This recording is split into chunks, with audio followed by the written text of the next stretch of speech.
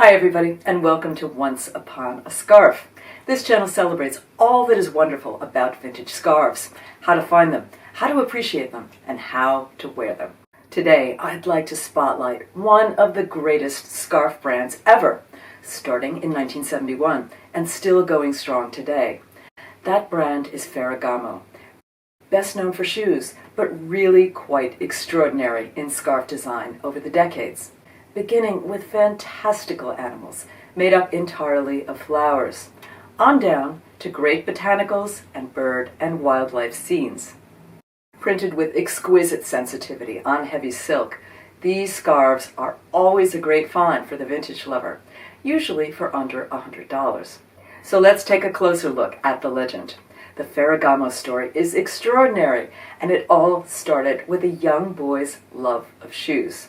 I'm not kidding. Salvatore was 9 years old when he created a pair of shoes for his sister's first communion. At age 11, he hiked himself off to Naples to learn the craft, then opened his first shop not long after, where he was the youngest employee in the business he created.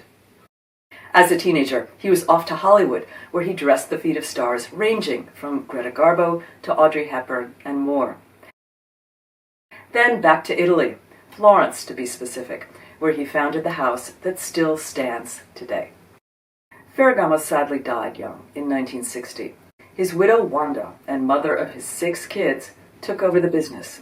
She must have been formidable because she grew it into one of the greatest luxury brands in Italy and the world.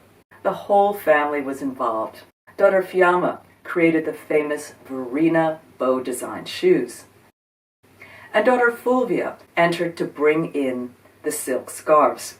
Prior to the early 1970s, Ferragamo, like many luxury houses, relied on outside designers to create the store's scarf offerings.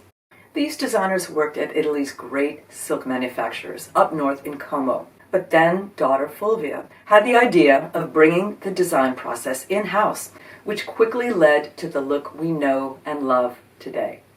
Those very first Ferragamo scarves were unique in that they portrayed animals, often big cats, made up entirely of a tilework of flowers. These are extraordinary. I'm lucky enough to own a cotton one here of a panther, and I'd love to have more. So how did this floral animal style come into being? There are various answers. One being the inspiration of a great puppet master called Giri Turnka, who was popular in Italy in the early 1970s. I'll link to his best-known movie in the show notes. Another possible inspiration were these infioratas, which are popular in Italy on the feast of Corpus Christi. But what I think is the closest tie are the works of the great Baroque painter Arcimboldo. You may know him already from these fairly hideous portraits of individuals made up of vegetables. Hardly the kind of thing that resonates for a luxury brand. But what's less well known is that Arcimboldo also did a couple of lovely ones made up of flowers.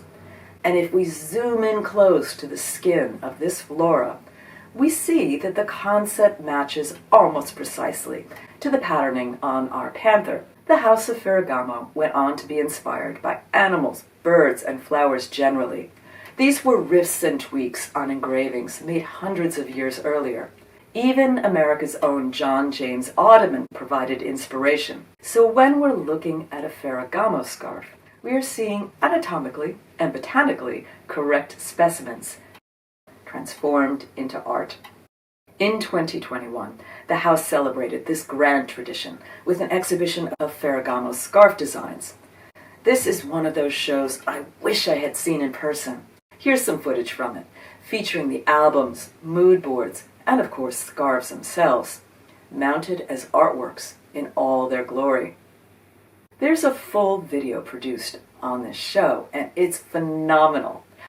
I'll link to it up top so you can enjoy the entire thing at your leisure and possibly spot a treasure that later winds up in a resale shop or online for not nearly enough money to justify the inspiration and creative force that went into it. As for my little square, it's got some issues, which is why I was able to buy it for less than $30. Its previous owner had the idea of mounting it on cardboard which is nice for display, but not so great for preservation. In a coming video, I'll show you a better, less destructive way of displaying silk scarves as artworks.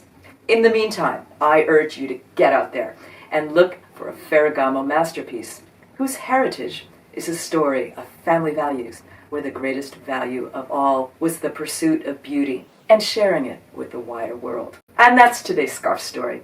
I hope you enjoyed it. Please hit the usual buttons if you'd like to see more.